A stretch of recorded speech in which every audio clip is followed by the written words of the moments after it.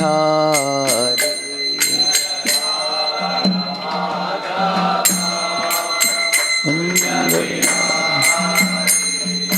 Gopi Jana Vallabha Girivaradari.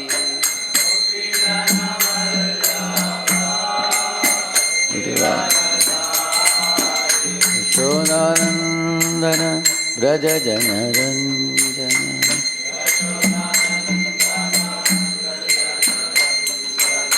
Yashodanandana Braja Jana Ranjana. Yamuna Tira Vanachari.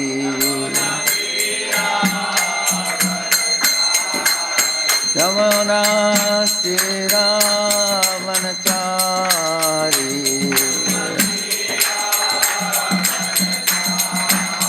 Jaya Radha Madhava Kunja Vihari.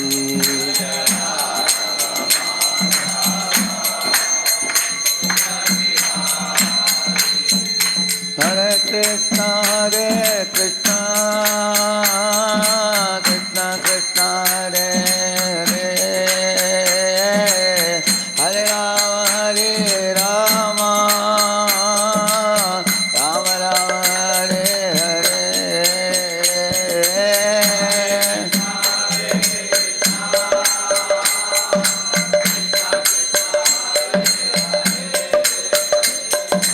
Hare Rama, Hare Rama, Rama Rama, Hare Hare. Hare Krishna, Hare Krishna,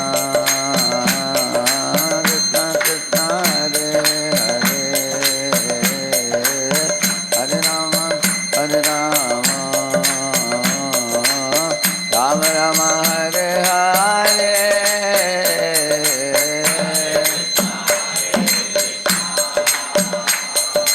Krishna Krishna, Hare Hare, Hare Rama, Rama Rama, Hare Hare. Hare Krishna, Krishna Krishna, Hare Hare, Hare Rama, Rama Rama, Hare Hare. Hare Rama, Rama Rama. Nittai Gauranga Jaya, Nittai Gauranga, Nittai Gauranga Jaya, Nittai Gauranga.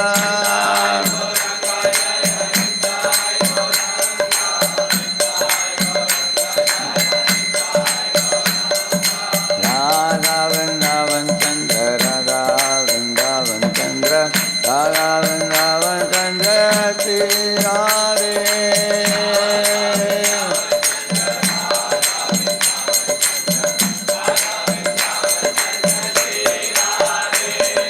Jaya Jagannath, Jaya Jagannath, Jaya Baladeva, Jaya Subhadra.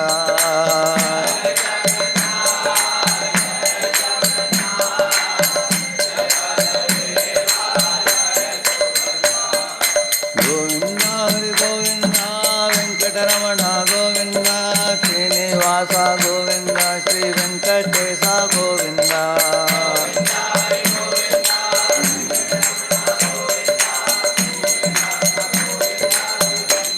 Jaya Jaya Prabhupada, Prabhupada, Prabhupada, Srila Prabhupada.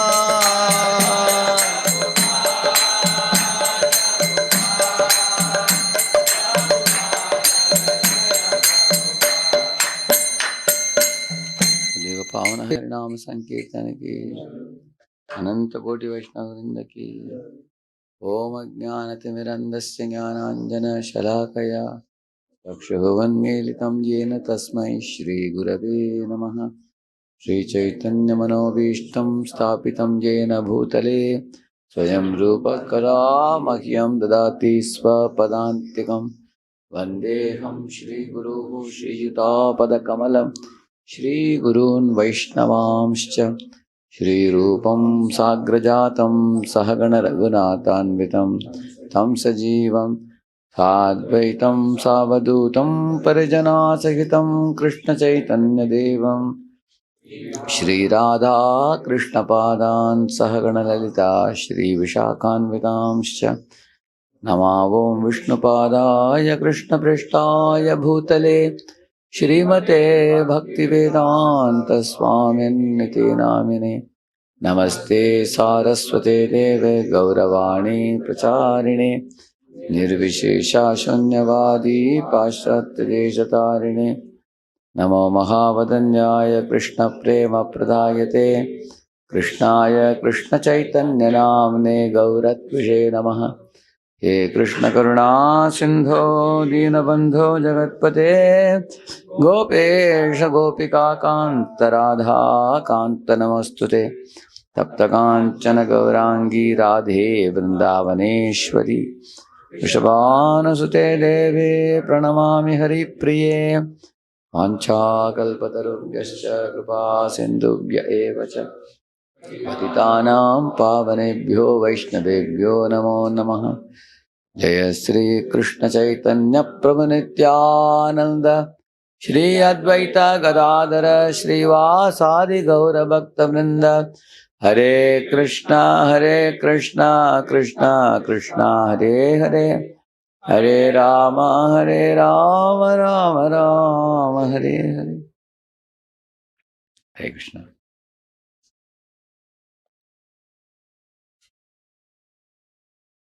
We will discuss one very important topic today called as how to learn let go.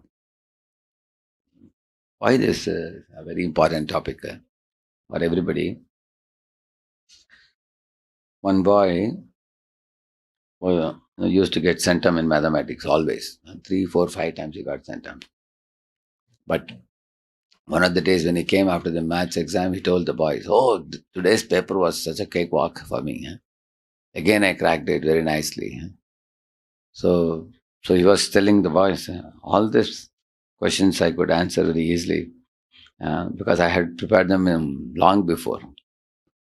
So one of the friends told him, "Hey, this is not the only paper."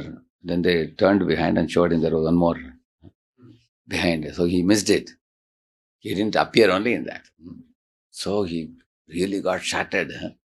Oh, then now he's going to get only 80 marks now. Last 20 marks was gone because it was in the behind paper. But this boy was so shattered that he didn't appear only just because of little negligence. He didn't turn the paper. They hadn't written PTO.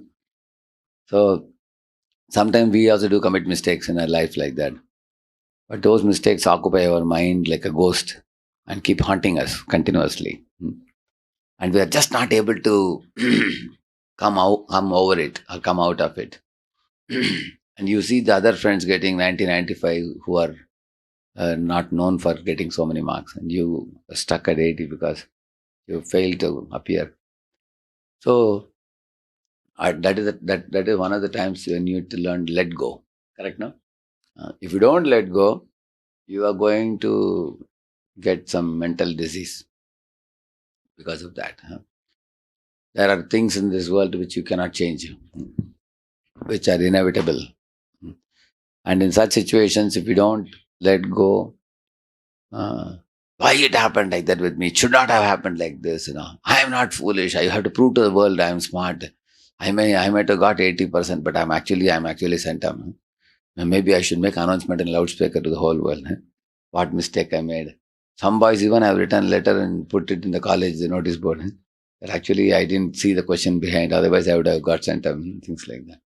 So when you want to prove to the world who you are and nobody is listening to you, they're busy in their own world. You really get stressed. So this is one situation, as I told you. And also when uh, other inevitable things happen in life, like you are a perfectionist, you do everything perfectly, but sometimes some mistakes happen by you, and it makes you look like a fool. When people point fingers at you, that you made the mistake, so this didn't come out well or something, then you get shattered again, you get broken down. or some very near and dear ones passes away. So that occupies the mind. There are people who don't even cry immediately. After 15 days, they start crying. And they get, because they can't just believe, that they get into a denial mode. Denial mode? Denial mode means they will not agree that that person has passed away. If you tell them the person, hey, no, he hasn't passed, he's here, he has gone somewhere, he'll come. Like Chitragita's wife was like that, Kutaduti. He was saying, no, the boy is somewhere here and he will come now. He hasn't gone anywhere. He hasn't died. So they speak like that. Their speech is like a foolish man, because the person has already died. They get into a denial mode. They just don't, they are unable to digest.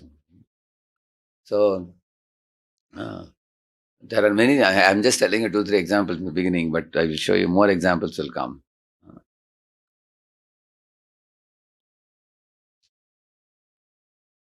Please repeat this verse.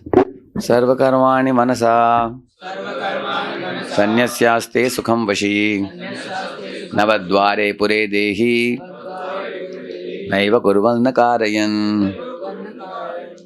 When the embodied living being controls his nature and mentally renounces all actions, he resides happily in the city of 9 gates, the material body, neither working nor causing the work to be done.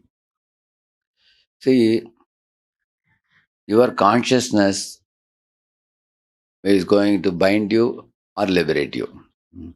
For example, if your consciousness is on the body made up of Panchamahabhut with 5 jnanendriyas, 5 karmendriyas, focusing on the tanmatras or the sense objects of the world, we identify with this and we adopt the paradigm as an enjoyer. I am the enjoyer of all these things. See the picture that is shown here. Narada is talking to Prachina Parishad. What is this picture? See the 2 swans on the extreme right shows the Paramatma and Jivatma. They are actually, both are compared to swans because both are pure.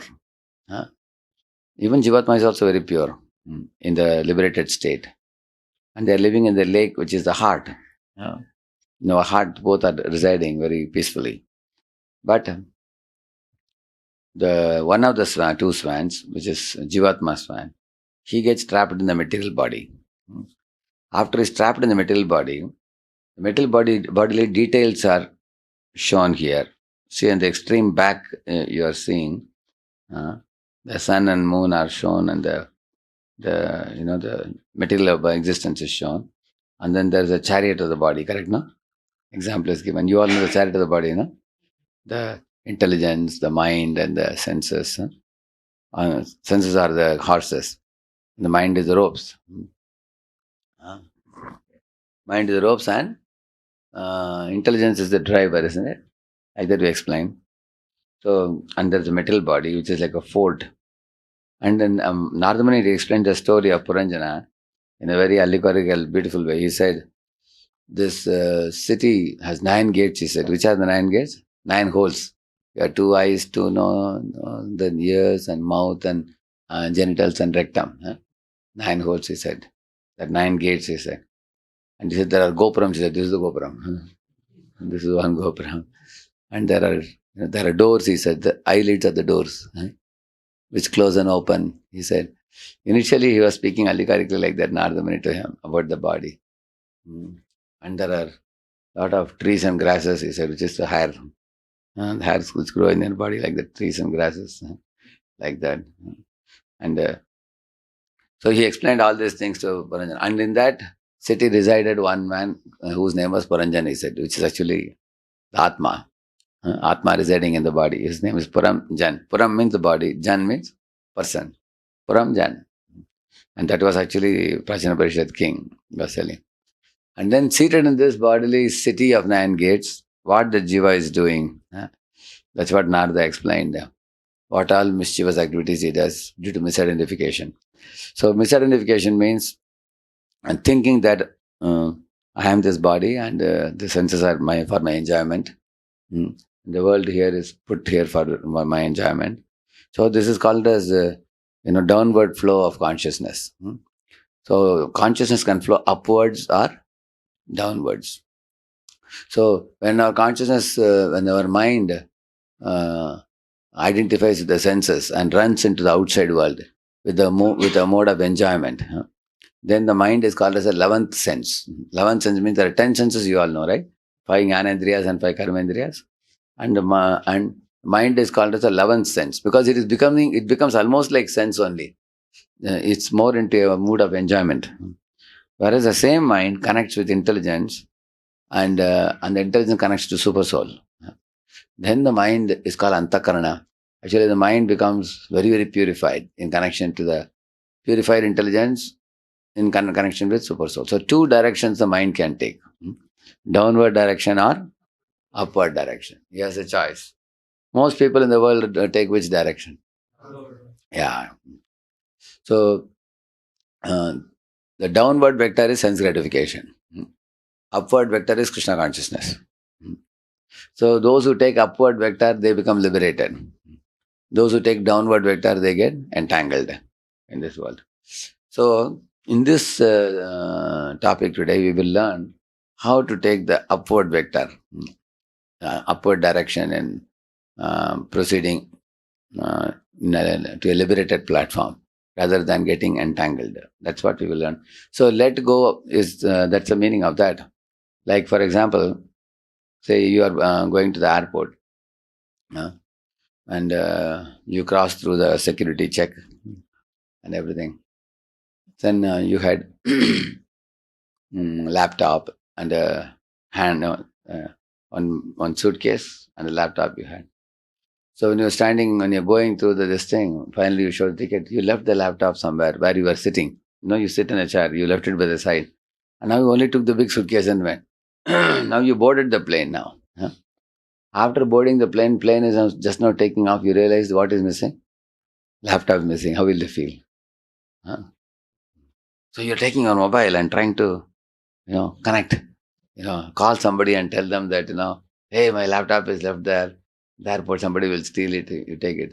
Will you be able to connect? In fact, they say switch off. Switch off your phone. When you want higher connection, you have to cut off lower connection to the lower regions. Yeah. Otherwise, you won't be able to fly. It will affect your. It will impair your flight also. When you go for higher, when you have to go in the upper realm. So now, what is Gita philosophy? See, you have left the laptop in one particular place, and now at the moment you are in the flight, the mobile won't work. Huh? You won't be able to connect to anybody, tell anybody to take it. You just pray and assume that nobody will come and touch it.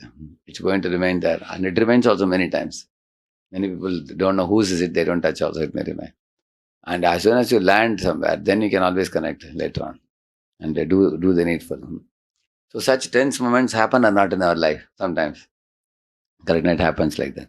So in the same manner, morning when we sit to chant the holy name, we should connect to higher realm, higher realm, spiritual realm.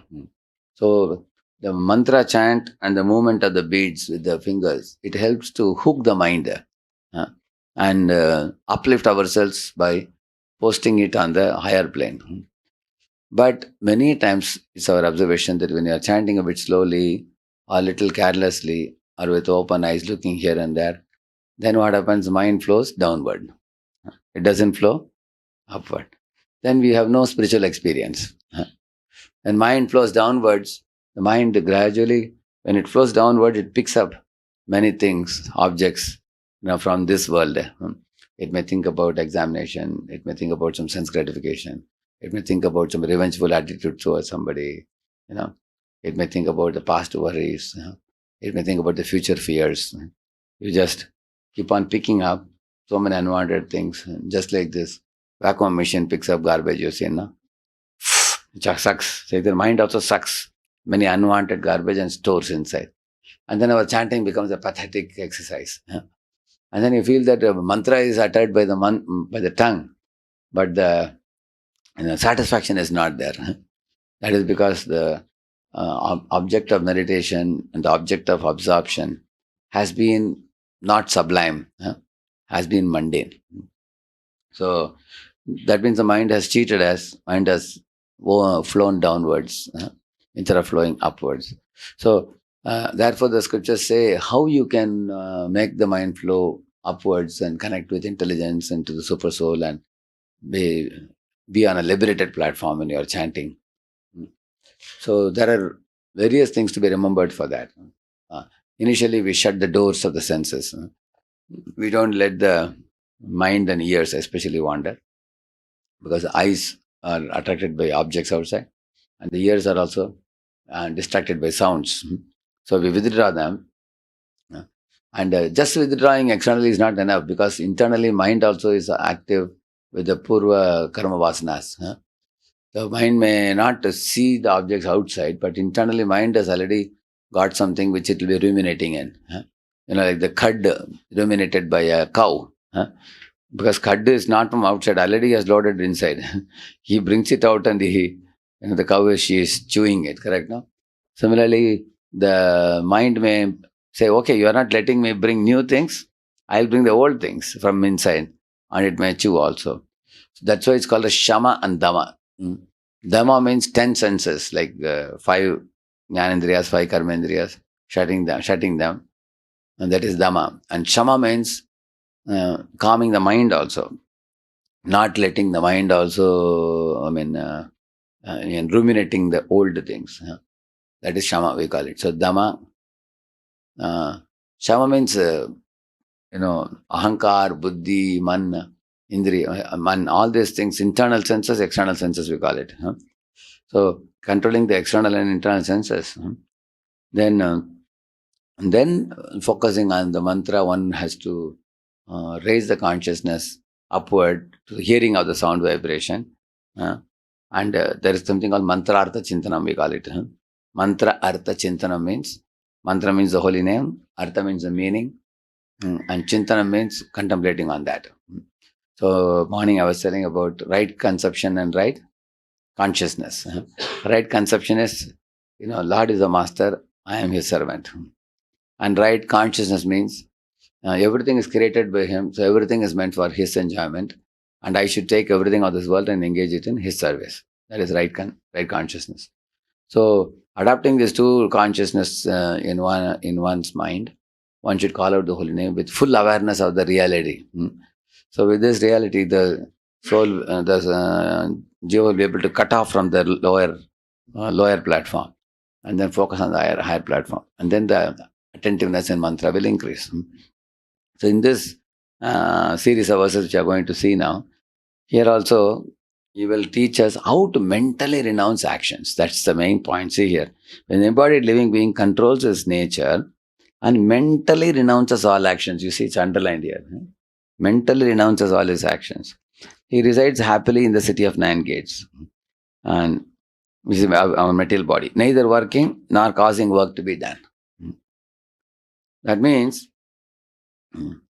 when you are working, you are creating karma. Good karma or bad karma, or some new bondage is accruing. But when you mentally renounce, the karma does not touch you. We will see what it is as we proceed. We will see that.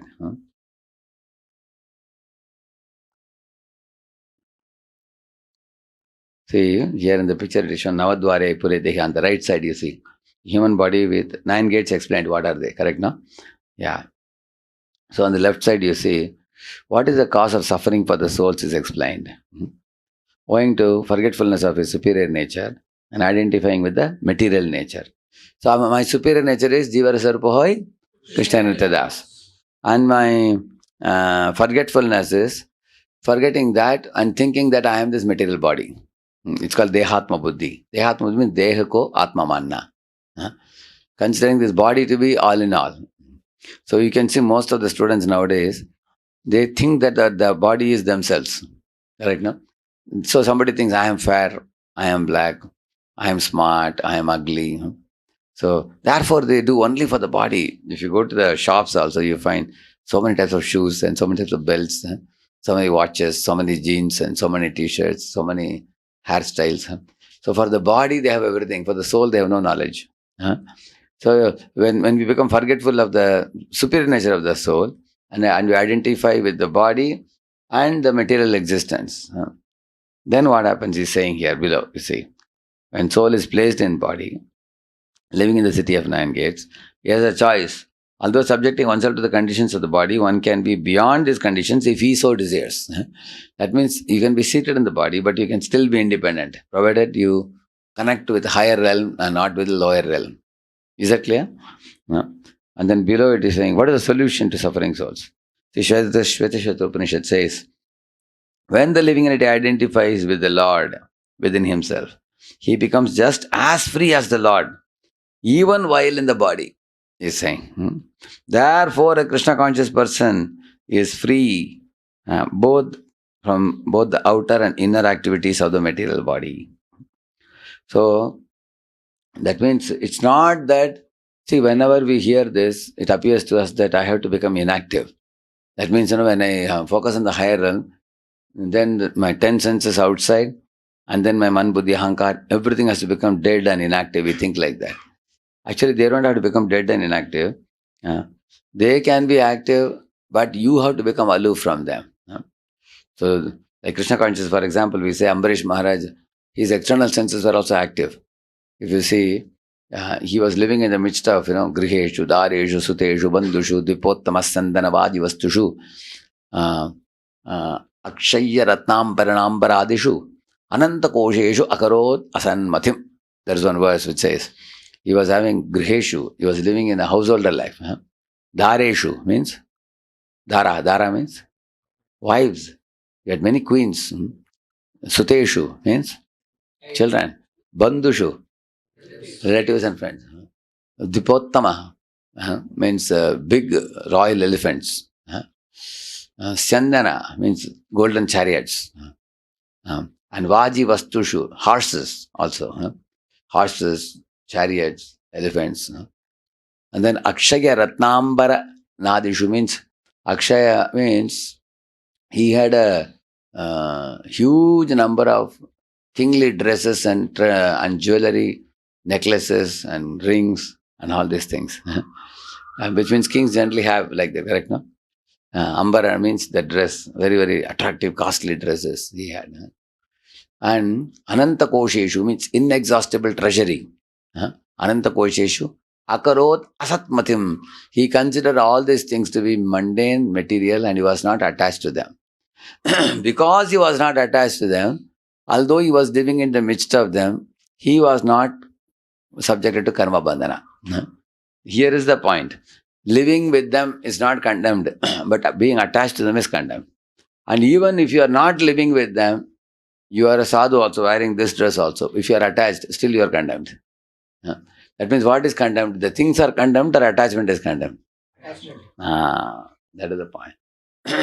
So if the Jiva identifies with these things and thinks, I am a king and I am possessing all these things, I will enjoy life for all time to come. And this body is wonderful, it's giving me sense gratification. Then he becomes foolish. But he was completely mentally aloof. Physically into it, but mentally aloof.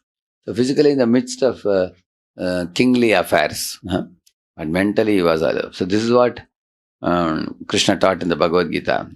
Learn that mental aloofness, that's called as let go. Let go means not holding on to things in the mood of enjoying. For example, say your friend is going for some internship or something for a couple of months and you are in Pune. He gives you a big stereo.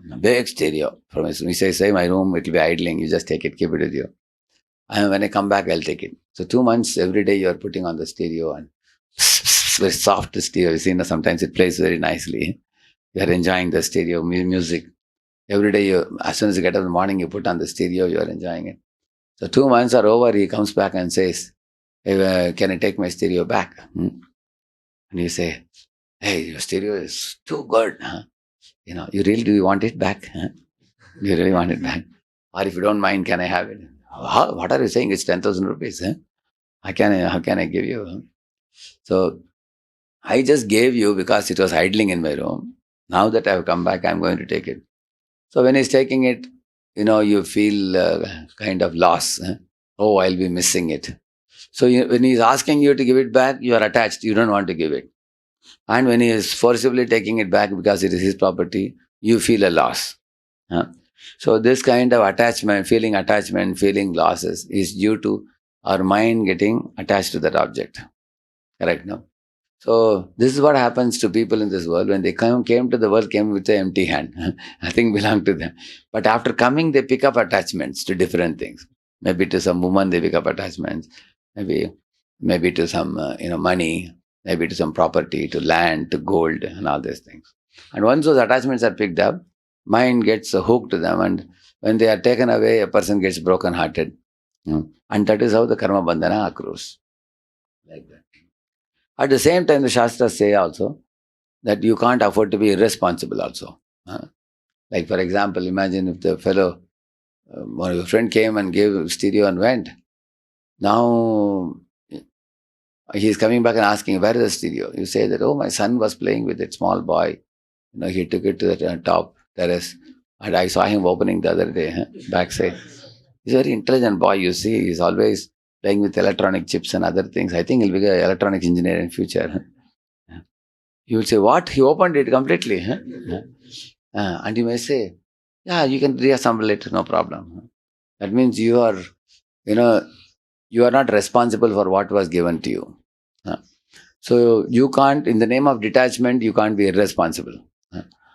And in the name of being responsible, you can't become attached. So both are condemned. You should not be attached also. You should not be indifferent to, like for example, God has given us the body. So should we take care of this body or not? Yes, we have to take care of the body, surely. Because shariram kalu dharma sadhanam. It's a dharma sadhana. Like, you bathe the body, you brush the body, brush the teeth, you put on proper dress, keep the body neat and tidy, use it in Krishna service. That means you are responsible for the body. But you shouldn't become attached to the body or pleasures of the body, correct? Imagine if when somebody overeats food, and that is attachment, correct? No? Or one is misusing the body. So that's what in Gita, like Krishna says, you have the right to take care of the body responsibly for a higher purpose. So shariram kalu dharma sadhanam. Dharma, as soon as you say it, goes upward. It's a dharma sadhana. That means you can maintain this body for going to the higher realm. You should not maintain this body for enjoying the lower realm. But most people do what? They maintain the body for what purpose? For enjoying the lower realm. Then you become entangled. But we take care of the body. Some people say that because this body is engaging in lower realm, I will not take care of the body, they say. Let the body, they torture the body because it is engaging in lower realm. Krishna says, why do you torture the body? You basically engage the body in, Krishna says, higher realm, upward. Don't engage it in lower things. Mentally be detached from the lower realm and then engage it in that kind of thing Krishna is teaching here. See this chart below. By process of Krishna consciousness revives one's original position and comes out of embodiment. And then one becomes completely aloof from bodily activities. Here is one secret given. See, one of the, marshmallow experiment that was started by Stanford. Actually, Stanford did this research for 45, 50 years they did. Why it took so much time for them, Stanford University? Because they started with children who were 4 years, 5 years old children. And they watched the children's behavior, at the age of 10, 15, 20, 25. So they watched them even up to 50, 50 or 60. So it's a long, many years of experiment. So they say that those children who could resist temptations, so the resistors and grabbers, two type of children. So the resistors children means they give a son babdi or something, they keep on the table, and you should not touch it, you should not eat it. When the teacher goes around to all the other classes and comes back after 20 minutes, she'll give you one more. Then you get two. If you are a resistor, if you are a grabber, you grabbed it and ate it.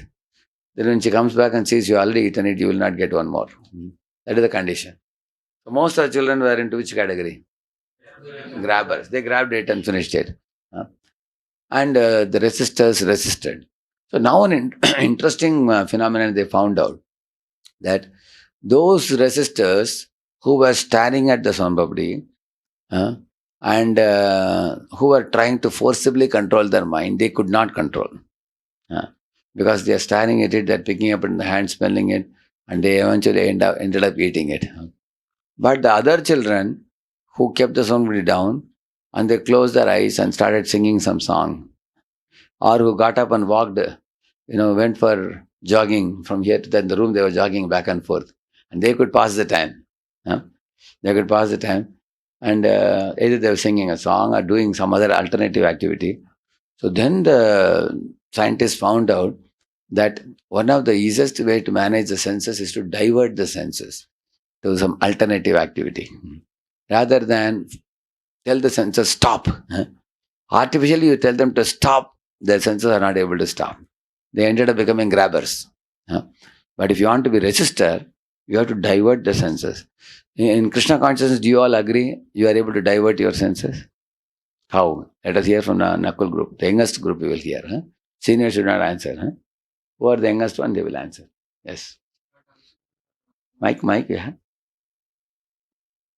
Dancing for the pleasure of the Lord. Okay, very good. Like that, you can tell many examples. Others also, yeah. Who else? Who are the younger group? Behind you can give. Yeah, means before there was lot of time means was wasting. I was wasting a lot of time because there was a lot of free time. But now there are means sometimes we engage in services or sometimes we engage in chanting Yes. or sometimes in hearing lectures. So Correct. time waste. There are a lot of good engagements and positive engagements. Purifying, and elevating engagements. Correct, no? So you can, like he said, we can dance in the kirtan, we can sing Vaishnava songs, we can eat prasad, we can also study Prabhupada's books, we can hear lectures, we can also go and invite some new boys to become devotees. Then you can also learn DYS and you can also give DYS lectures. So many things you can do. And when similarly congregation Matajis, if you see, they make the dress for the deities. They make jewelry for the deities. They make garlands for the deities also. And they come and cook Rajbhog for the deities also. Festival times we do put Toran and everything, decoration, everything, correct, no? Like that.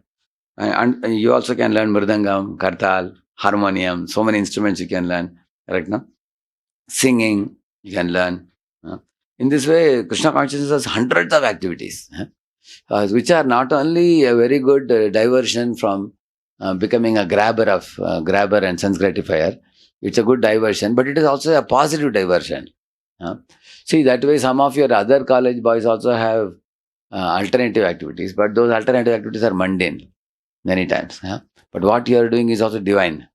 So you all got a good engagement, which is also a sublime and divine engagement, which is purifying and elevating also. And that is one of the easiest ways to deny the wrong engagement of the senses. Otherwise, senses have a nature to go for not only dirty things, and the dirty things also become dangerous things. You will see like the drug addiction, or smoking, or drinking, or illicit sex. So these are all dirty engagements and also destructive, degrading and destructive engagements. So then you have harmless recreation, divine recreations, like that you do. So that's what he's saying. One becomes completely aloof from bodily activities. Now, the earlier bodily activities were flowing downward, but now we are flowing upward with those activities. In such a controlled life, one deliberations are changed and he lives happily within the city of nine gates. Yes. Many, many boys told me, ever since we gave up non-veg and we started eating Krishna Prasada, and now we feel so light, we feel very happy, that now we don't even have any hankering for non-veg now, because we know in every body of every living creature there is a soul. We don't want to hurt them. So they could easily give up. In the same manner, every one of our sense which was engaging in impure activities before, the senses burn when you engage them in impure activities. For example, with the eyes you see impurity, then the eyes will develop hankering to watch more and more impurity. Similarly, you hear a rock music with the ears, 120 decibel. Actually, 120 decibel is no good for ears, because it disturbs biological rhythm. But once you've heard it, it goes so deep into the ears, again and again you want to hear the same type of 120 decibel songs. Doctors will tell you, if you hear it, you will have a loss, loss induced hearing, they say. No? It will induce hearing loss. Hearing loss means over a period of time, your ears will become almost deaf. Even at the age of 40, you'll say, you'll be saying, you can't hear properly. But that's what some students foolishly want to hear. So, what is not good for us, you indulge in it, then the hankering for it increases. You should not see some things, you see those things, then hankering in the eyes increases. Similarly, you eat certain things, then for eating those things, hankering increases. That means impure engagements increase hankering. Impure engagements, hankering. And hankering for what? Hankering for good or bad? Bad, yeah. So that is the problem with the impure engagements. So because impure engagements increase hankering for further impure engagements, it is like a downward spiral which plunges you into more and more suffering. You understand this point?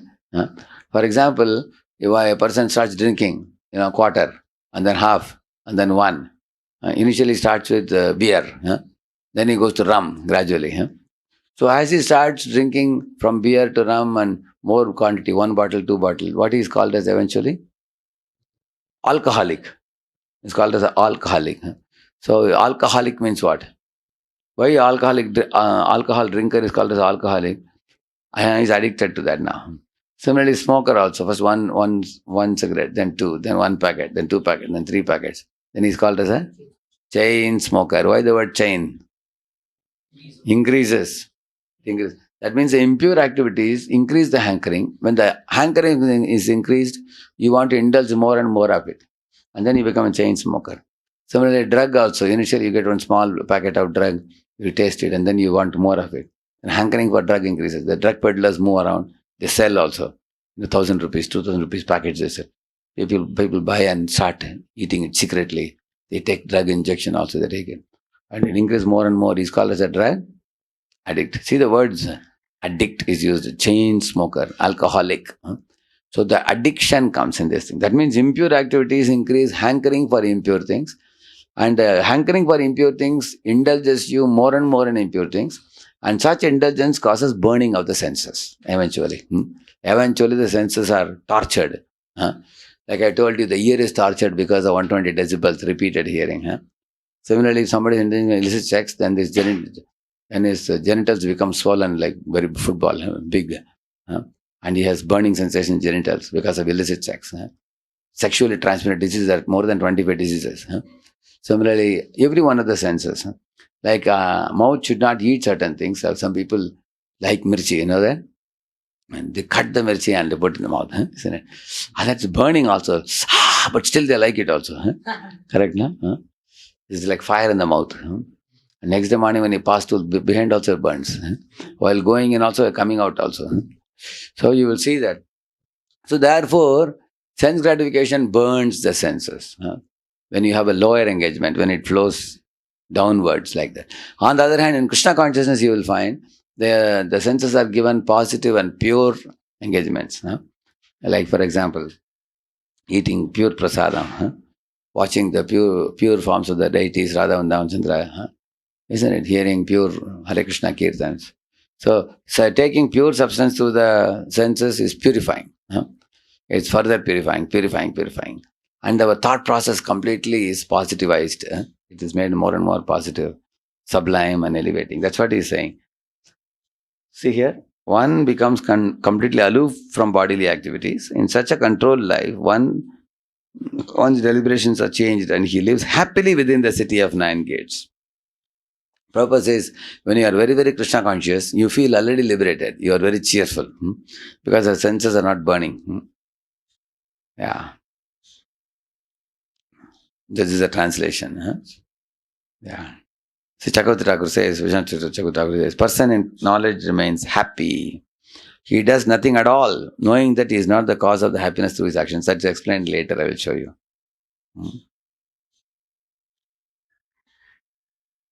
You see, self merely rests in the body without any identification with bodily activities. That means a person who is Krishna conscious knows that I am seated in this bodily machine, but I should neither misuse this bodily machine for wrong purposes, nor am I this body. I am different from the body. He knows that.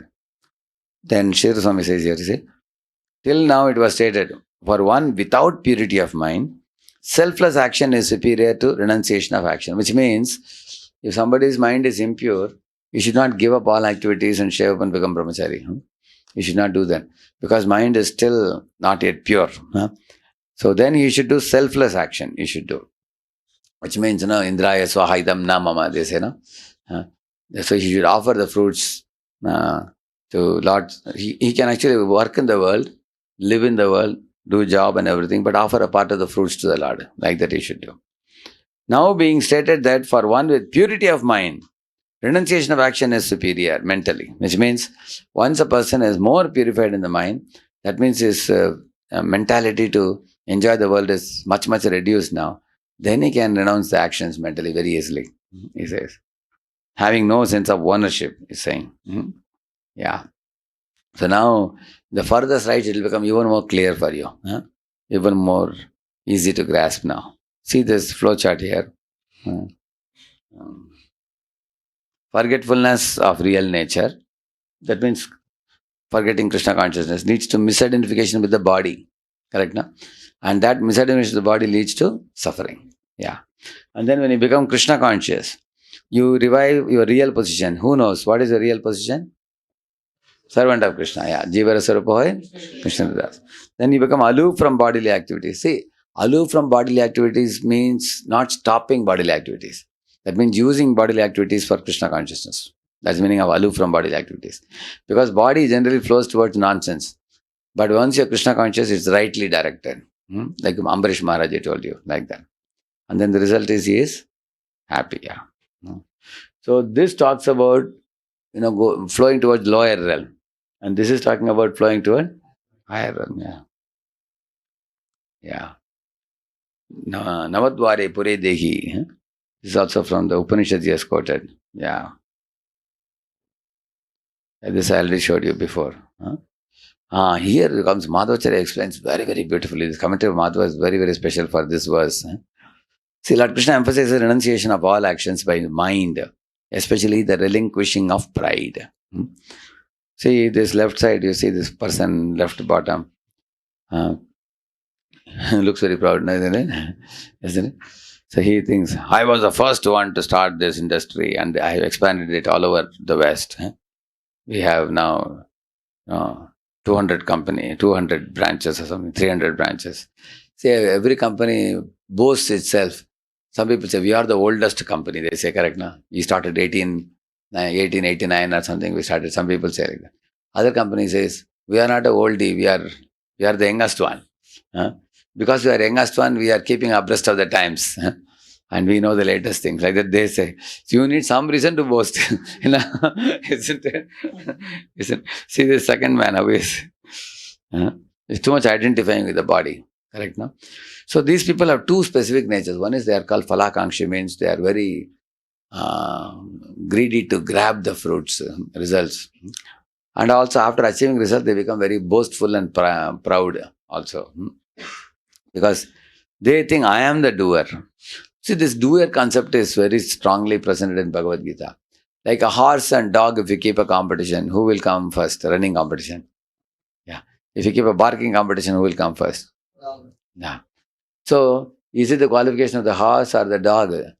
None of them can boast themselves because the material nature has awarded them a body which has a certain capacity. And the horse's body has what capacity? Running capacity. And the dog's body has? And the cuckoo has? Sing capacity. And the peacock has? Dancing capacity. You will see that. And the fish has? Swimming capacity. And the monkey has? Tree climbing capacity. Correct, no? Everybody is awarded with a different capacity which is inbuilt in the body. And the body is awarded, 8.4 million species is awarded by material nature, Durga, correct, no? And Durga, does she act independently or somebody is guiding her? Who? What is the proof? Maya Adhyakshena Prakriti. That means ultimately one should know that the body possesses certain abilities. For example, some of us sitting here, we can sing very sweetly. If people come and praise you so much, oh, your singing is so melodious, it is so soothing, it is so... and the more we keep on hearing from people, you are sweet singer, then we start believing that I am great. Right, no? I am a great singer, I am a sweet singer, I am extraordinary, I am unique. So the Jiva starts believing that it is my talent, like this fellow is saying, it's me. He's showing like that. We think like that. But actually, if you seriously think, you can know that the vocal cord with which I am singing, did I create it? That was awarded to me by material nature on the order of Krishna. Correct, no? So one should think like that. The vocal cord doesn't belong to me. Similarly, somebody is very, very handsome boy. He joined a movie. Some people become models. Or they join the movie to become actors and actresses like that. People praise them. Oh, you're so beautiful. You're so beautiful. Look like a fairy, or you look like this. But then they have to think, this face which I have, did I have the face cut by me? I cut the face or somebody gave me? Huh? Yeah, the material nature has awarded me. Then why should I be proud of my beauty? Correct, no? And same with some boys, they will study very little and they will crack a lot of marks. You have seen that? Huh? Our Revati Putpa was like that in college days. He would get 10 out of 10. Huh? 2, 3 semesters continuously he was getting 10. He was a 10 pointer. And many boys used to ask him, hey, we never see you studying. Because he was a very fast reader. Even books and all new books come in ISKCON also. He would read diagonally he will read. Like that and he'll turn. Like that he will read and turn. So fast he reads. He can finish one full book in 4 hours. That speed he reads like that. So he is given with such kind of extraordinary intellect. Some people have that. And they have photographic memory also, some people. They hear 20 years before something, they'll still remember. You have seen that? Some people have photographic memory. Some people are fast readers. So these things actually are awarded by the material nature. When you are born with the body, that body comes with a set of some talents and skills and skill sets and capabilities. Correct or not, isn't it? So when somebody cracks, IIT JEE first rank, for example, so is it because of only hard work he got the first rank? No, everybody knows that. In fact, there are many other boys who might have done even much more hard work also. Because this IQ comes along with the body as a gift like that. Therefore, what is said in Bhagavad Gita, whenever you have any special ability people are glorifying, you should not think I am the doer. You should think the material nature is the doer. Material nature with the 3 gunas, sattva, rajas, tamas. She has awarded this body, she is the doer, and she is doer based on whose order? Krishna's order. So 3 things should be known: Jiva, Prakriti, and Purusha. So Purusha is the top, Krishna is Purusha. And the Prakriti is awarding me the capabilities. And I am actually the Jiva, who on his own cannot do anything without the aid of Prakriti. When Prakriti provides me something, then only I can show off. For my showing off, Prakriti is providing. And Prakriti is ordered by Krishna. And how will Krishna order Prakriti? When he sees that this Jiva has done some punya or papa, accordingly he will give us. Like I have done some punya, he'll give a handsome body. Or he will give a good education and all that, good food, good health and all that. If you have done pap, then he will arrange for ugly looking body or illiteracy, living in a slum, diseased body and all that, through the material nature. So therefore one should know that control is not in my hand. Control is in whose hands? Krishna's hands, material nature's hands. Very simple example I'll tell you. Say our cricket team of India is practicing today. Tomorrow they have a cricket match with Pakistan or somebody. So today evening when they're practicing, a correct ball came and hit a fellow, and then the fellow rolled on the ground and he broke his leg, one of the cricketers. And tomorrow there is a game. Will he be able to go? Okay, and he set right this fracture overnight. It is whose body it is? His own body. But even his own body he can't set it right. That means body is given to him, but the control of the body is not in his hands. That is the main point. For example, I want to raise my hand, I am raising now. I want to put my hand down, I am putting. Then I tend to think that the control of the hand is in whose hand? My hand. So I am controlling. Like that I am thinking, because I have ability to lift it up. Now suddenly if paralysis comes, and then hand becomes like, you have seen that? It keeps shaking like this. Now people are saying, lift the hand, you are not able to lift. Earlier you thought it's in my control, but now it's not in my control. Now it's not only with the hand, sometimes kidney is not functioning properly sometimes. Or sometimes some digestive tract is not functioning properly. For some fellow there is a brain tumor in the brain. You know this Alzheimer disease, you know that? What is that Alzheimer disease? What is that? shakes hands and all, na, correct, yeah. Similarly, there is one disease, they forget everything. What is that? Parkinson, huh? Parkinson, huh? Amnesia? No, that is one, this is called Parkinson. Anybody knows Parkinson also? That shakes, yeah. Yeah. So in this way, you'll find different diseases, they block different avenues of our body. Correct, no? Like artery is blocked. What can happen? Heart attack can happen, yeah. Now, when some people get massive heart attack, they say, correct, no? Your artery was blocked, they didn't repair it on time. And that means, in our body, any nerve or any bone or any part of the body can go wrong anytime, and the control is not in our hands. That is very important to know. Huh? So, just like this bulb here, you see, if there's a switch, where is the switch? It's not here, I think. Where's the switch? You put off. You put off that? Put off. Yeah, put on. Yeah, put on. Yeah, what's your good name? Amar, huh? Aman, yeah. So Aman is now switching off. Switch off, Aman. Switch on.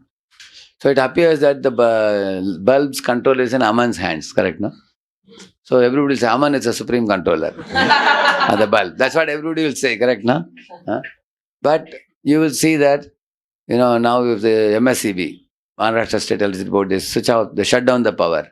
Now Aman putting on, putting off will have any consequence? You understand now? Now you can sit down. So, yes, if somebody asks me, is Aman supreme controller, what I should say? Aman is a minute controller, not a supreme controller. Now, beyond Aman, who is a better controller than him? MSCB, because they can shut down whole Pune if they want. Or they can put on for whole Pune. They are better controller. Now, can MSCB say they are the ultimate controller? No. So the chief minister says that, power shutdown should not be done for the coming 1 month. So MSCB people, hands and legs will be tied. They may want to shut down, power shutdown, but they cannot do it. The load shedding they do for the industries? When the order came, now many industries, do they like the load shedding day? They don't like, but they have to accept it because it's come from CM or somebody, top people, correct now? In Delhi also, they made one new policy now. A father and son and daughter, and they all have many cars in a home, 3-4 cars. They made one new policy. Only cars with odd numbers can go one day, and cars with even number can go other day. That means poor fellow father can go one day and son cannot go. Or he has to go with father only. And next day son can only go, father cannot drive his car. Because they are reducing the number of cars on the street. That means, when you purchase the car, you thought, car's control is in whose hands? My hands. Now the CM makes a policy now. Now you are not in control. Right now PM can make a policy which is cancelling even CM's policy also. Can't he make that? Yeah. Now CM made a policy, note bandi, 500 rupee note, all over the country. Many people saw bunches of 500 rupee notes lying on the road. Good for nothing. People are afraid to touch it also. Because Prime Minister had he told people to reject that 500 rupee note, Prime Minister. So that means he is more powerful. Correct, no? Now, if you see Prime Minister of India, he has control only within India. He cannot make this policy in America. Correct, no? But if you see like that, if you go higher and higher, Krishna is the ultimate controller. Correct, no? He controls the entire Prakriti. Entire material nature. Maya Adhyakshena Prakriti. This point should be understood. So once you understand this point, that Jiva, Prakriti and Purusha. So Prakriti is under Purusha's control, not in our control. One example I'll tell you. Prabhupada says that in the Vedic times, the kings like Yudhishthira Maharaj, they knew very well that the rainfall, coming from the clouds, or the sunlight, or the moonlight, the changing of seasons, the Navaratnas in the oceans, and the vegetables and fruits coming in the gardens, or the wheat and the rice and the spices coming in the fields, and the cows giving milk. So all these things, these things are happening in the nature. These are not controlled by man. Are they controlled by man? Rising of the sun, setting of the sun, we don't control. But the kings knew very well that if you align with God, then God will arrange these things to become very prosperous. Because you make Krishna smile. When Krishna smiles, who is very happy? Prakriti is very happy. Then she also smiles. When Prakriti smiles, then nature flourishes. See the connection. The Jivas please the Lord. Lord is smiling, Prakriti is pleased. Then Prakriti flourishes Samriddhi. Then the loop is complete. Correct, no? Now the Jivas earn the wrath of the Lord. By, like, for example, they kill millions of cows in slaughterhouses. Using your scientific technology, you arrange it. Kill millions of cows. Abort millions of children. Then Lord Krishna is watching this. Oh, these Jivas are becoming mischievous and they are dangerous. They are indulging in sinful activities. So Lord is displeased. You displease the Lord. Then who is displeased? Prakriti. When Prakriti is displeased, then the Jivas don't get prosperity. Then the Jivas go for artificial prosperity. What is that? Prabhupada says opening liquor shops, brothels, permit rooms, slaughterhouses, clubs, and big industries in city, shopping malls. And you don't get very nice natural mangoes, you get fruity. And fruity is what? Fruity is simply starch only. Starch with some yellow color. That's what you get. Like, in America, when I went last time, I asked, can you get me coconuts? Somebody went and brought one packet coconut, and that is packed 1 year ago. And all with all preservatives and everything. I said, you drink it if you want. I want fresh, tender coconut. I said, Hoji, we have no coconut trees here. And that's what happens. Why no coconut trees? Because Prakriti will slap you. You are not following Krishna. You are not pleasing my Lord. Lord is unhappy. So you drink old coconut. And many people are keeping food in the fridge. Sunday only they cook. And then take it out and heat it in the microwave oven. And they're eating basi food. Why? Because you don't follow Krishna, then that's what you have to eat. Because when you are surrendering to the Lord, then Lord will provide you abundant prosperity. You will see. So this triangle should be remembered. Jiva, Ishwara and Prakriti. And Jiva and Prakriti are under Ishwar. That is to be understood. So the Jiva can desire and Prakriti can provide. But whose sanction is required? Ishwar sanction is required. Therefore, in India, many people are convinced that Bhagwan ki ichha ke bina ek patta bhi nahi hil sakta. They will say, if Lord is ordering only, then it's, even if you are occupying a post, don't think you occupied post by your qualification. You occupied post because Krishna has sanctioned it for you. If he doesn't sanction, can you say that every intelligent boy has to be, going to Ivy League University in America? Can you say that? There are so many intelligent boys. Like Chachan Charanpur never even went into IIT. But he is inspiring so many IITians. Correct now? And so many of the foreign university people. Just because somebody didn't get into Ivy League or IIT or anything like that, it doesn't mean they are not intelligent. Because you will see that anything you get in this world, if it is sanctioned by the Lord, you got it. If it is not sanctioned, you won't get it. And also your abilities, capabilities which we possess are awarded by material nature on the order of Krishna. That should be remembered. That's what he's saying. Lord Krishna, read this. Madhavati says, Lord Krishna emphasizes. By the mic, yeah.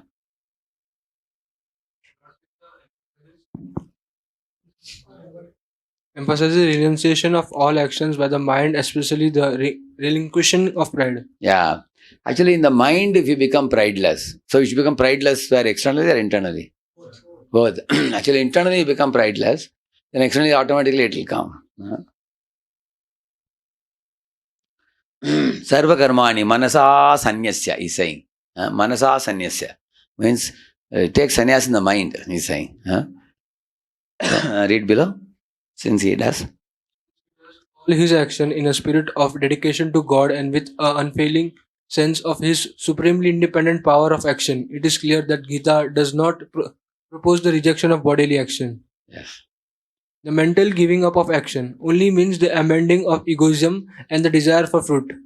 Giving up desire prompted action is true. Renunciation, giving up worldly reward, is Actually, true renunciation means giving up desire prompted actions. Desire prompted actions means, for example, when we do, like somebody is giving a donation in the temple to the Lord, he simply wants to see Lord wearing a beautiful dress or beautiful jewelry, or Lord is decorated. One man came and gave a flute for the Lord. So his desire is to please the Lord. Or somebody may be interested to see that I gave a donation, so my name should be put up in the board. Like one man went to one of the Vrindavan temples and asked the temple people, my grandfather gave a donation Yeah, did you all put his name? He gave a donation for the fan. So they stopped the fan and they showed him, see, your grandfather's name is one of the wings. 3 people donated, 3 wings, no? For this fan. He saw that and said, good, you have put his name. So he told them, please don't switch on the fan, he said. They said, why? Then how can people see the name? They said, but if you don't switch on, how can they get the air? He said, no, that's, otherwise you give the donation back. That means this is an extreme example of fruity mentality. Correct, huh? So that means, this is called a desire prompted actions. Desire prompted action. One is too much greedy for the name, fame, glory. Why? While giving charity. Similarly, there are also people who are desire prompted people who cannot share the success with others. They feel that all the success, the glory of the success should be given only to me. They cannot. You remember I told long before one example. In one of the colleges, they had 200 marks for the Viva was after the 4th year project. In those days, BTech project used to be done by 4-5 people. New college nowadays, I think you all are doing individually, I think, no? Or you do, no, also group is there. One group, how many are there? 5-6 are there? Oh, really? Okay, they do the similar. So, in the college days, so 5 boys did one project. So, one of the boys was in this mode, desire prompted action doing fellow. He went to the interview panel and said, sir, let me honestly tell you the truth. Other fellows will follow me now after me. Don't believe them. None of them did anything, he said. The important things are done by me alone, he said. One of them, he did binding of the project. Another fellow clicked the photos. Another fellow purchased the items from the market for fabrication purpose. The fundamental concepts, the theme, definition of the problem, and the fabrication of things, and all the write-up, it was all done by me alone. So his idea was to get 200 out of 200. Wanted full marks. So when he said that, interview panel people were listening. Okay. So he is making others look like clerks. And he's the only one who had done the work. Then they told him, okay, now let us talk to you. They said, when we opened your project report, the first 3 pages you have defined the problem. There is a serious problem in that. The very premise on which you have taken the problem itself is wrong. So we are sorry to say 1/3 of your first part is rejected. It's not accepted. And the later, the second 2/3 and the third, those 3, they are reasonably all right. But the first part, what you have written is unreasonable. Many mistakes are there in there. Then he said, sir, please wait a minute, let me tell you. That part I didn't do. He said, that was done by one, but I'll tell you who it is, I'll tell you. They were saying. And then they were saying in the last part you are given references. Those references are the ones from where, you have copied. Some of the references you have cut, pasted. It's called plagiarism, we call it. As it is. How do you call it? Plagiarism, they call it. You have taken and cut it as it is. So the third part of the project also has a lot of copying. Ditto. You have done it. You have not even understood the concept. Sir, the third part, I'm not very sure what is there in that. That was done by the another part. So the middle part was the one which I did. They said, shut up your mouth. They said, don't waste our time. You're telling stories. So he got very poor marks because of this mentality. Understand? So these fellows are examples of desire prompted actions. Correct, no? Actually, giving up such desire prompted action is true renunciation, he's saying. That's the first thing.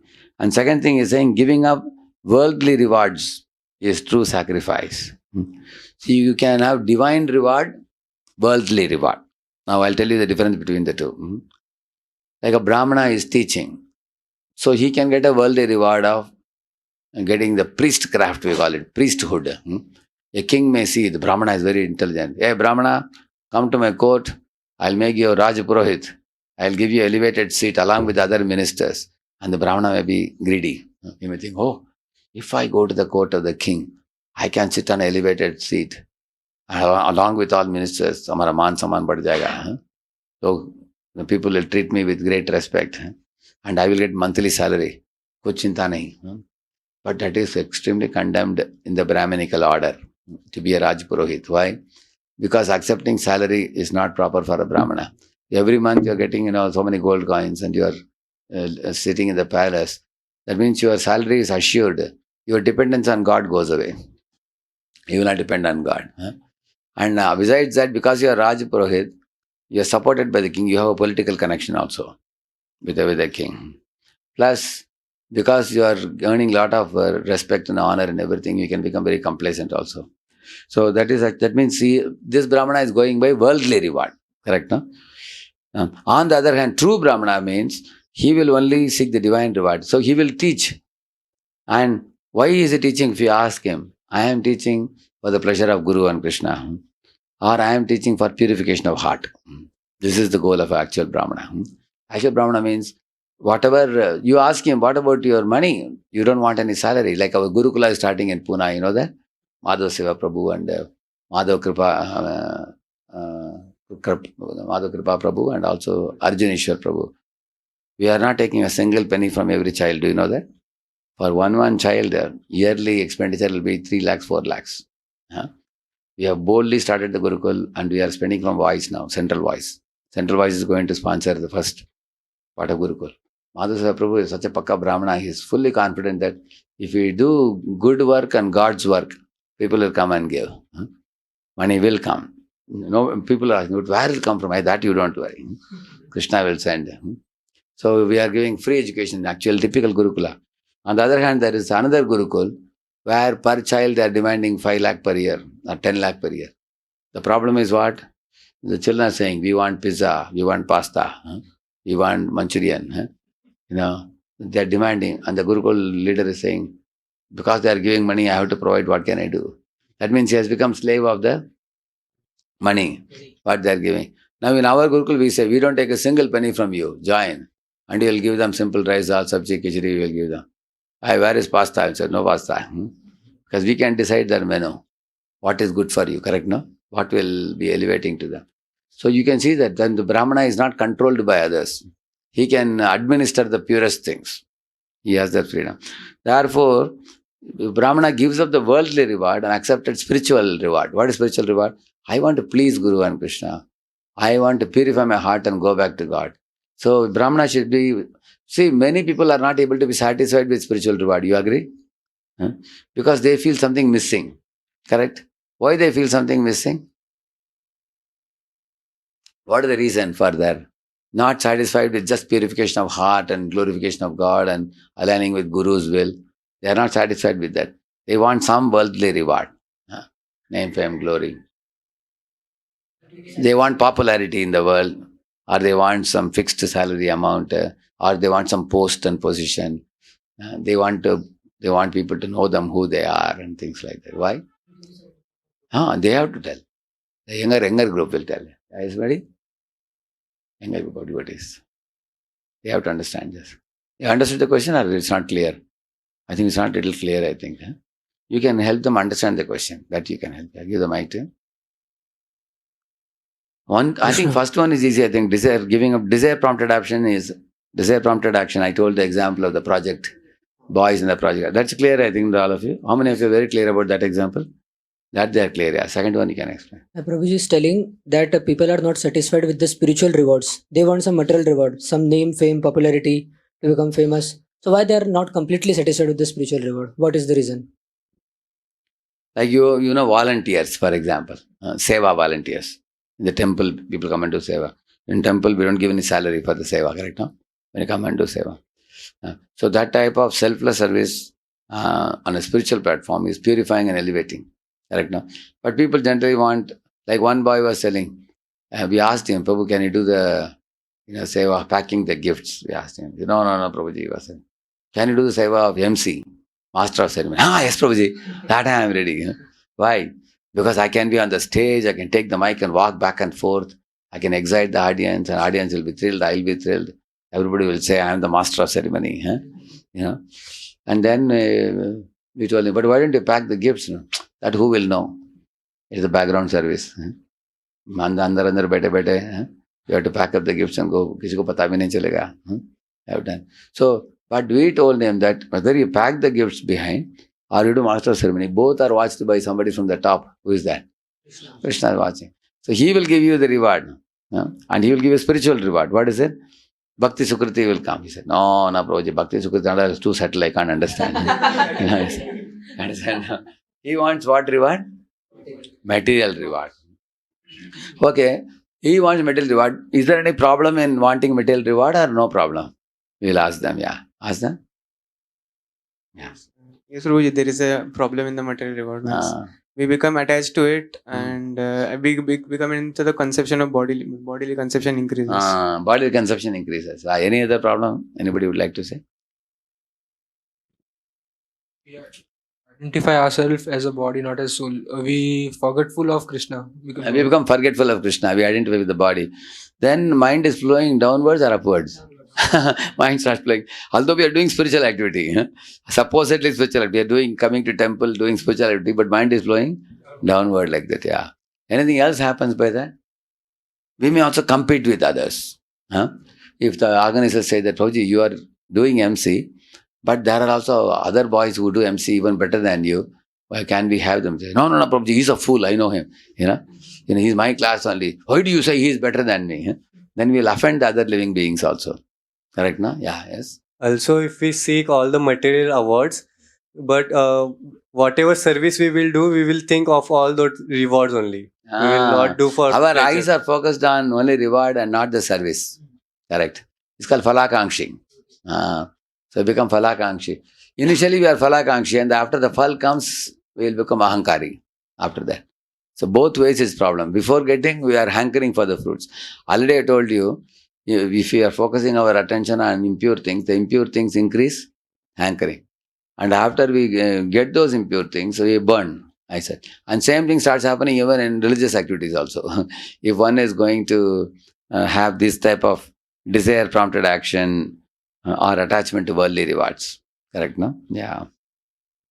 Very good point. Nice example, yeah.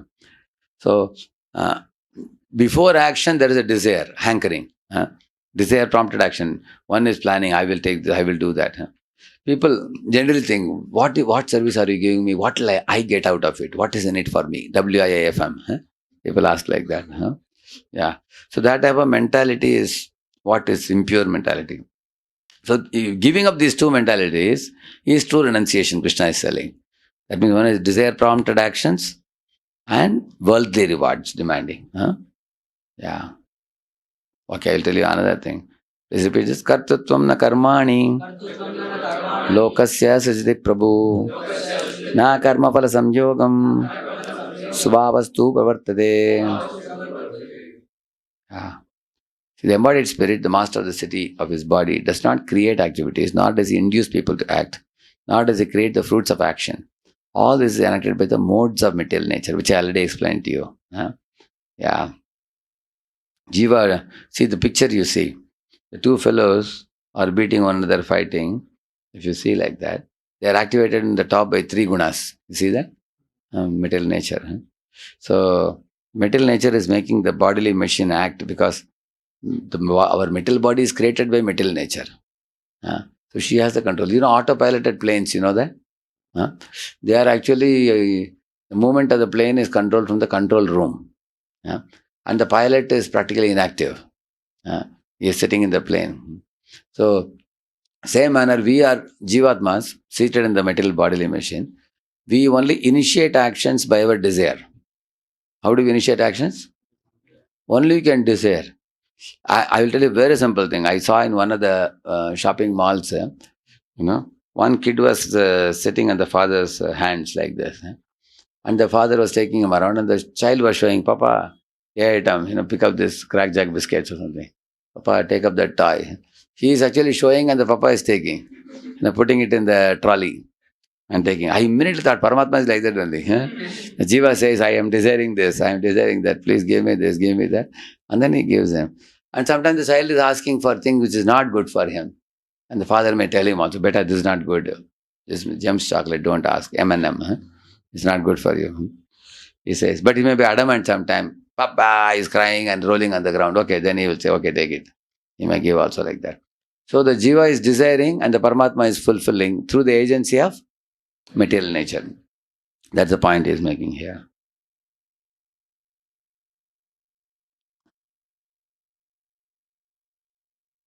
Then he says here, Baldev Devotion. Then who should we conclude acts or makes others act? It takes place by Swabhava. The impressions arising in the Pradhan. He's saying in the last line you see below here, the impressions are said to be the doer, taking the chief import of the word. That means our impressions in the mind come from Gigo principle, right now? As you see there, good in, good out, garbage in, garbage out. Whatever the Jiva has taken in, so those things impel him to act accordingly. Therefore, we have to be very careful about the impressions. Here are some of the impressions explained in the picture you see. We develop a feeling that I am the creator, I am the controller. Like look at this little girl going to mother and saying, Mama, you get out of the kitchen, I am going to cook today, she's saying. And the mother is saying, Beta, you cannot cook, how can you cook with such big vessels? Then mother buys a kitchenette toy set for the child. On the right side you are seeing, child is having a kitchen toy set. Of course, the child will try to cook in that according to the little girl's talent. But when lunchtime comes, what will she do? She has to go to mother. Similarly, we also in this world have got the toy set of the material body and material situations. We play with it and we get fed up with it and go back to Godhead after that. Similarly, the second one, the calf has a limited freedom, correct, no? It has limited freedom. It can only go within a radius because it is tied to a pole. Similarly, that fellow in the aeroplane fellow is saying, I am the pilot. I am controlling this big plane, he's saying. And now the plane has fallen into ocean now. See here. Because, he may be proud that I am the controller. But sometimes you will see, even though you are controlling to some degree, some things goes out of control. Imagine some engine or something goes out of control. What will you do? It can or it cannot? It can, yeah. So we are not ultimate controller. So this wrong script should be given up. See the yellow highlighted, somebody can read it?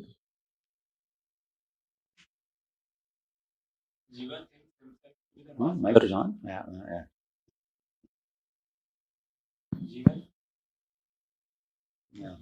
Yes. Jiva thinks himself to be the master, but he is neither the proprietor nor the controller. He is simply the midst of the material ocean, struggling for existence. The waves of the ocean are tossing him, and he has no control over them. Best solution to get out of the water by transcendental Krishna consciousness. You understand? No? As long as we are in this body made up of senses and mind and intelligence in this body, we are trapped in this body, we are suffering. We have very little control. We are not are we the owners of the body. We are awarded this body. We are not the owner of the body. We are like a tenant in this body. Yeah, please read it. A nice example Madhva gives. Read that. Even though the son of the king is ruling over a province of the kingdom and enjoying the fruits, having limited independence from the king, but he is still responsible for his action and rulership. Correct, no? Such a nice example. He's saying father is king and the king has a prince. So king wants to check. Before I hand over the whole kingdom to him, I want to see how he is doing.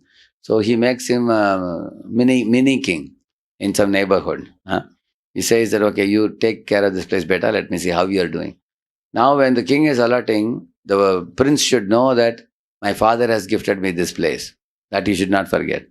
And also while I am ruling this place, if I do some gadbad, then the complaint will go to my father and I am accountable to him. In the same manner, all of us jivas, we should know that God has sent me to this world and He is giving me food, clothing, shelter. So because He is providing me everything and I am accountable to Him. So do you think many people remember this? Most people forget this. Correct, no? So because the jiva forgets that upward connection, we call it. That upward connection he forgets. Therefore he becomes forgetful and foolish and independent minded, indulging in sinful activities and flows downwards. So we have to remember that upward connection. I am part and parcel of Krishna 15.7 Bhagavad Gita. Mame Vamsho Jiva Loke Jiva Putra Sanatana. That's the first remembrance we should have. And because I am not the proprietor of this world, I am a tenant in this body. Like you are all tenant in this place, right? Prabhupada said, because you are paying rent, the owner has allowed me to stay here. If you tell the owner I won't pay, then they will say get out. That's what he says. So we are only tenant and we will be asked to quit this body at a certain point of time. Like you see during Corona time, some people left the body very early. So it's called as Alpayush. Alpayush means you live below 30 years. Madhyayush means below 60. And Dirghayush means you may live till 90 or 100 or whatever. So there is a, date of expiry of this body. You will be asked to quit the body. So we should always remember that I am seated in this bodily machine like a boy who is seated in the car. The driver's seat you're sitting. See, car also can be taken you can hire a car also, no? Correct, no? So you want to go to Bombay and you can take a car for a day or two. Pay the money, correct, no? So when you hire a car, it is not your own car. It is a hired car. So our body is also like a hired car. That's what he is saying. So hired car means you are accountable to the person who gave the car. You have to pay him money and you have to return the car also. Correct, no? Yeah. Read the other one I highlighted. When a person believes, third A point. person believes they are the performer of actions, they take on the responsibility of determining their destiny independent of the Supreme Lord, and thus has to accept responsibility for suffering the consequences. Yes. Actually, if you think your body is your own, and then you take the whole control on your hands, you become independent. Like Duryodhana, that's what he did. Duryodhana thought, I am fighting battle for what? For my son's gratification. I will rule the world. Like that he was thinking, Duryodhana. So that means the whole account is whose account? Duryodhana's account. But Arjuna thought, what did he think, Arjuna? Huh? Yeah. No, the answer has come from them. Huh? What did Arjuna think? See, both had chariots, both had flags, both had horses, both had bow and arrow. It appears everything is same. Is it everything same? What is the difference between Arjuna and Duryodhana? Arjuna is working in whose account? Huh? Krishna's account. Duryodhana is working on whose account? His own account. See, I'll tell you one true story. There was one wife and her husband, both were doing job. And the wife was drawing only 10,000 rupees monthly. Small job. And husband was drawing 1 lakh per month. So one day there was a tussle between husband and wife. Husband asked, why did you buy this costly saree? For Diwali, you have spent 10,000 rupees. You have such a costly saree you have purchased. You could have been a little moderate in spending. She said, why are you shouting at me? It's my money, my account, she said. She had her account also. It's my account from which I purchased saree. Like that she said. And husband became quiet because now he couldn't speak anything. Because she didn't take money from his account. She spent it. But later that day evening, the wife thought, actually I've proved to my husband it is my money and therefore I have independence. But she thought that he is drawing 1 lakh, I am drawing 10,000 only. If I make my account one with his account, then I stand to gain. Or not? What do you think? The only thing is I have to little bit oblige to what he says, correct, no? She thought. The next day she told him, okay, henceforth I will not have my own account. Because I become very proud if I have my own account. I'll make my account one with your account. Let us have a common account. And I will obey whatever you say. The husband became very happy. Then he himself purchased another 10,000 rupees saree and gave her. She said, see, when I spent 10,000, he was scolding. Now he is giving. But why is he giving? Now she has made her account one with his account and she is not antagonizing him. She is not independent minded. And for her husband to give a 10,000 wala saree is not very difficult because his amount is very big. So it's a simple example I am telling you. In a family where husband and wife have a common account and husband decides and wife follows, I mean, it's a very joyful family. You understand now? On the other hand, when people are claiming in my account, my money, not your money, my money, then there is a kind of independent mentality. So the example of Duryodhana, Arjuna said, Duryodhana is in which category? Independent account. Arjuna says, Karishye vachanam tava. So I make my account one with your account, Krishna. Whatever you ask me to do, I will do. So this is the only thing you have to do in life. Align your will with Krishna's will. If you do that, you go back to Godhead. That's all. That's all. So Krishna says, Nadate kashyatit papam. See, you are having independently enacted activity. So therefore, you are responsible for your activity. I can't take responsibility. If you are working in your own account, like that he is saying. That is, this is the picture I showed you. See here. Who is the doer? Below one, read it. Sorry, top one, you read it, Super Soul. So Jiva desires, and then? Super Soul verifies and sanctions based on, does this Jiva deserve to get this desire fulfilled? Yeah. And then he's ordering Prakriti. And then here read this one. After receiving Super Soul's order, material nature through three modes, Sattva, Raja, Tama, fulfills Jiva's desires. Clear? So this is a tripod, we call it. See, who is this? Muhammad Ali. Punch. World heavyweight boxing champion. I am the greatest. When he got Parkinson's disease, he could not even lift a cup of coffee. So that means, then at that time he understood. He became God conscious eventually. Earlier he was thinking I'm indefeatable and all that. Eventually he understood. Because he understood I'm not the ultimate controller. I read it. What happens when we think, I am in control of everyone and everything? I can get what I want. I will beat my rival. I will work 18 hours a day and finish. Yeah, this is how people get stressed out in their life. See, this fellow says, I can get what I want, and he'll say, I'll beat my rival.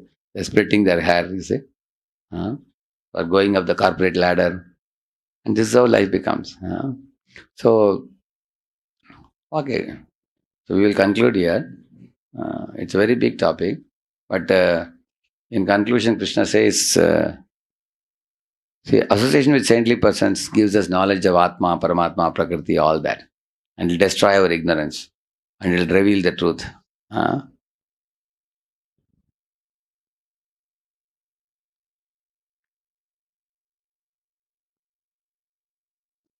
Okay. Sri Prabhupada ki. You got an idea, I think, correct, no? Art of letting go. So, art of letting go means those two things you can remember, which we said. We have to give up the desire prompted actions. And also, what was the second thing I said? Not chase after the worldly rewards, but be happy with the rewards that Lord arranges, spiritual rewards. Those two things, if one does, then those two are the secret of spiritual elevation. And then detachment comes very easily. Actually, detached person is a cool-headed fellow. He doesn't have, he'll be able to do his, duties in the world and go back to God very easily. Now, many people want to learn nowadays in corporate circle also how to learn, how to art of letting go. And they can't easily let go because, they are not learning Bhagavad Gita like all of you are learning systematically, gradually. Yeah. Yeah, I can take.